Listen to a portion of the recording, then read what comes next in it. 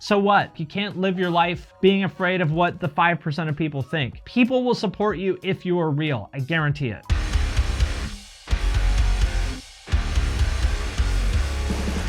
What's up, everybody? I'm Finn McKenty. This is the Punk Rock MBA, and today I wanted to say thank you to everybody for watching. Thank you for helping me hit 300,000 subscribers the other week. 300,000 people clicked on that little button that says subscribe, and I don't know, that kind of blows my mind. So I just wanted to take a minute to say thank you because I'm really sincerely, genuinely grateful. You know, you hear bands and stuff say, we couldn't do it without you, the fans. And it sounds kind of corny and cliche, I guess, or at least I used to think it did, but now I get it because it's true. And I just wanted to pause and say, thank you for that. Talk a little bit about, you know, kind of why I do the channel, because a lot of people ask me like, how did I start? Why did I start doing YouTube? Stuff like that. Share a couple things about me that a lot of people I think don't know that may help you understand kind of where I'm coming from. And then also share a few words of advice or things that I have learned for creators of any kind, whether you are doing YouTube, whether you're making music or a podcast or artwork or anything like that. But first, before I do that, please subscribe if you haven't already. Hit the notification bell so you get my videos. Also, I wanted to mention my email newsletter. I send that out every week, especially now that I'm making more videos because I hired an editor. Thank you. I know you're watching this, so thank you for helping me out with the editing. So you can sign up for that at the link in the description. You guys are just standing up because you feel bad that I fell, and that's really embarrassing, but thank you.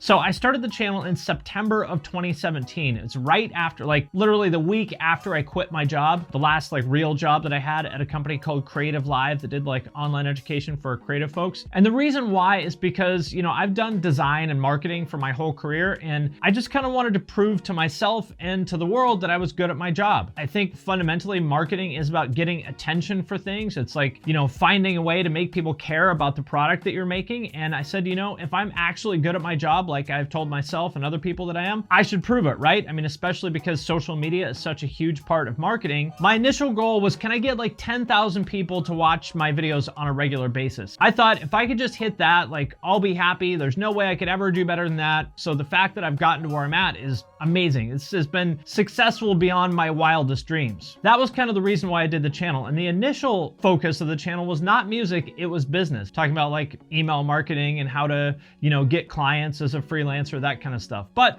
you know, nobody cared.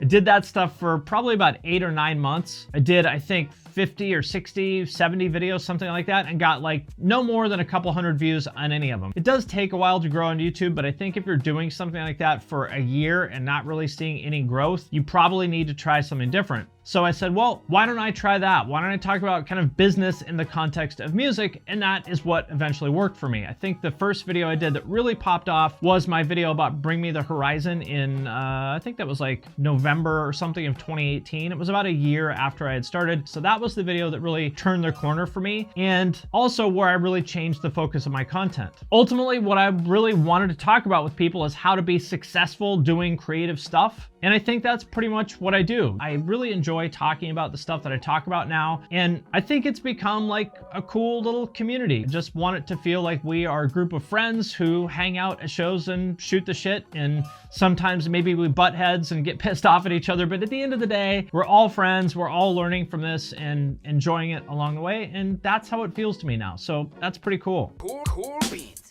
Cool.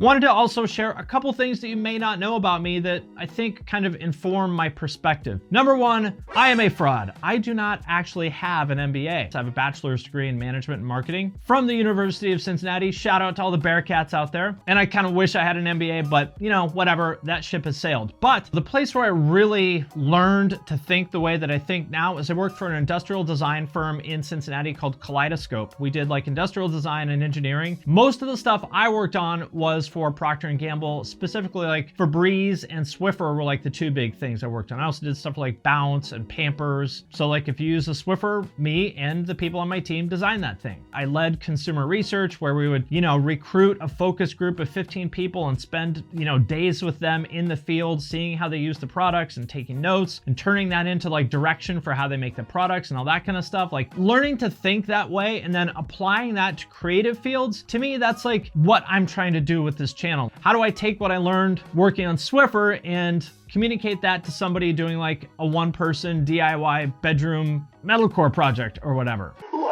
can change your life.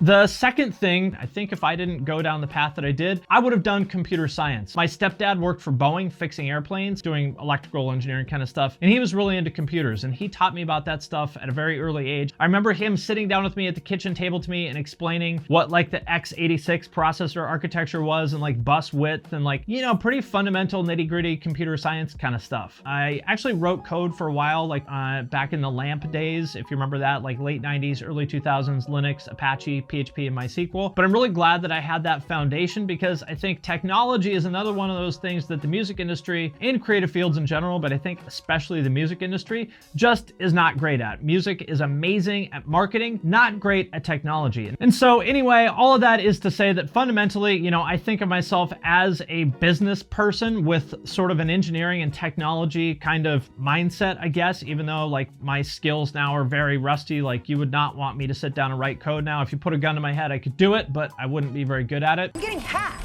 They've already burned through the NCIS public firewall. But that's still how I look at things. And I think that's kind of what's missing from a lot of the creative world is that like kind of structured mindset of looking at what you do as a product to be managed like any other kind of product. Number three, my parents. The older I get, the more I realize that they had an influence on me as well, especially my dad. Person I call my dad, by the way, is not my actual father. I don't know my birth father. He's from Norway. That's really like the only thing I know about him, but I met him once when I was like 9. But the person I call my dad is, you know, not my birth father, but I consider him that. He was a corrections officer, and I didn't really realize how much this affected me and how much it like colors the way I see the world till like, I don't know, 6 or 7 years ago, I was at work at Creative Live, and a friend of mine there, we were just getting breakfast or whatever, and he's like, hey, just curious, what do your parents do for a living? And I was like, well, my mom worked like retail odd jobs, my dad was in the Navy, and then he was a corrections officer. And he was like, oh, that explains a lot. It's like, what do you mean? And then I was like, oh, of course I know what you mean. This inmate seems to be pretty worked up and agitated. My aunt worked at a county jail. Her son, my cousin, is something along the lines of a parole officer. My stepmom also worked at a prison. She worked across the street from my dad at a place for sex offenders. Interesting job for a woman, but so like half my family worked in corrections and the other half of my family was in corrections. My dad's twin brother did time for selling drugs. My stepdad and I think 3 or 4 of my other uncles did time for selling drugs. So I think it's really all about that balance. I mean, that's kind of the same thing in general. It's like the balance between art and commerce, between like business and money. I mean, all of these things are about balance and trade-offs. And I think kind of having that dynamic of half my family being corrections officers and another chunk of them being criminals was sort of foundational to that. And also just like work ethic. That's not an easy job. Babysitting literal rapists and murderers and criminals and stuff every day for 25 years is not an easy job, but they showed up every day. They never complained about it. And that's something I've really always respected and admired. And to know there's no such thing as a perfect officer, you know, I want to be pretty damn close. So those are a few things about me that you may or may not know, you may or may not find interesting, but I think kind of color the way that I see things. And when I'm talking about music, I'm bringing all of that stuff to bear. I'm bringing that perspective as somebody who went to school for business, who worked for big, giant multinational corporations like that, who has kind of a technology background, who, you know, has a family that's like half criminal justice, half criminals. That's how I kind of filter all this music stuff through, if that makes any sense. I don't know if it does, but I wanted to end this with some advice for creators. For anybody out there who's making music, who wants to do YouTube, who wants to do a podcast, or, you know, if you're a designer or artist or anything like that, some words of advice for you for whatever my opinion is worth. The number one thing I would say is share things that you are afraid of. Meaning, I think a lot of us, you know, especially as your audience gets bigger, you're afraid to share things about yourself because you're afraid that people will think less of you, or they will get mad, or you're embarrassed about it or something like that. The exact things that you are scared of sharing with the world are the things that are going to make people care about you and support you and love you and follow you. You got to just be honest with the world. And the more honest you are, the more success you will have. I promise you. I would say the biggest change that I made last year is sharing a lot of things that I was scared to share. And that was also a big year of growth for me. For example, talked about like my own problems with mental health, with doing too many drugs and partying too much. You know, I talked a lot of shit about communism last year, which a lot of people don't like, but you know, all three of those things, I can't help it. That's who I am. You know, you can like or dislike those things. You can agree or disagree with me on those things, and that's totally cool, but I can't like pretend to be anything other than who I am. It's more about building a bridge with the people who really do connect with you than it is like hiding your true identity in hopes of attracting everyone. It's just, it doesn't work that way. You've heard a million people say this before, but if you try to please everybody, you will please nobody. And I could not agree more with that. Like, be yourself, share the things that you're scared to share, and I guarantee you the response to it is going to be positive. All those things I mentioned where I was so afraid that people were going to be upset with me about it, they weren't. The reception to all of those things was 95% positive, and the 5% of people who weren't positive, so what? You can't live your life being afraid of what the 5% of people think. People will support you if you are real. I guarantee it.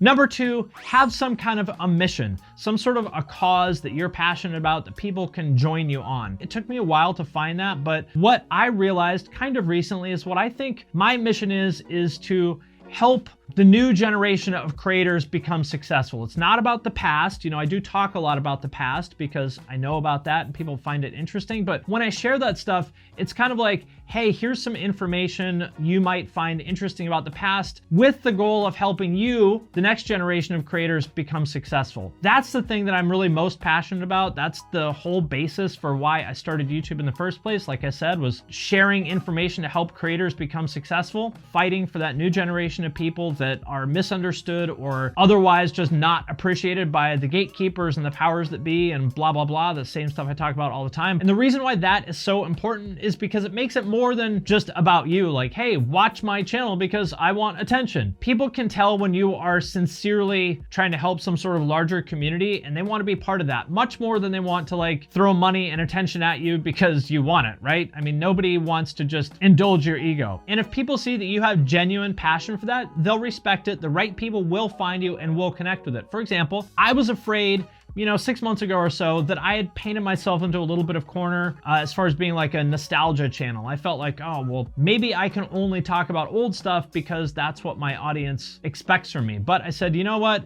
Fuck it. I'm not going to let myself be defined by that. That's not the cause that I'm passionate about. I am passionate about the next generation. And so I made a conscious effort to talk more about new stuff, and it's working. They can tell that I'm passionate about that and they respond to it. The bottom line here is, like, you've probably heard every YouTuber say this, and it's because it's true. You have to be yourself. You cannot be anything other than what you are. And the more that you just authentically lean into who you are, the more success you will have. I promise you. And I know that that sounds like some like Oprah bullshit, like just be yourself and the money and fame will follow. It's not quite that simple, but what I can say is true is that, you know, it's like that stupid bumper sticker that I see all the time. Be yourself, everyone is taken. What I now know is that we all become exactly what you believe. The things you are most passionate about and the things that define you as a person, triple down on those things, and that is when you're going to see success. And by success, I don't mean like money necessarily. I mean people connecting with you and wanting to support you, which does tend to turn into money. The last piece of advice I would have is that I think everybody should make content. Even if you don't care about getting popular, like if you're on the fence about it, just try it. Everybody can and will learn from making content. I promise you, it'll make you more confident about how you talk. It'll help you like crystallize your own thinking. It'll help you connect with other people who are creators. Like, it's a great experience for anybody. So if you've ever even had like the slightest kind of